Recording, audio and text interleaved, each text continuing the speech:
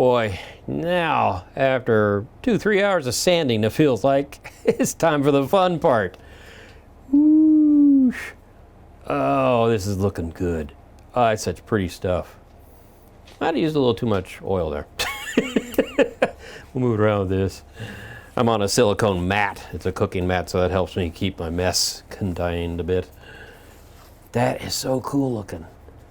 I really think it worked out good. I'm just gonna put some of that back in there.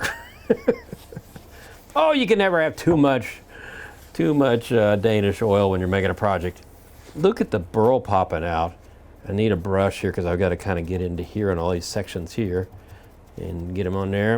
I'm not trying to rush this. This is actually, I went with Danish oil because if I went with polyurethane, I probably couldn't get it to where I wanted it in time for you to see the finished product. So by doing Danish oil, I can put this on and move it around, do stuff, and just add additional layers as I go. And if I put on too much, it's okay. It just rolls off, and I wipe it off, and I'm good. So let's get over here. Look at all that.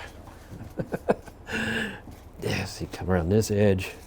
Yeah. So I want to show you something because I worked really, really hard to keep the bottom flat, or make the bottom flat, because I wanted to show off the wood under there too, because look at that. Okay, now we got a lot of excess. I'll pull off.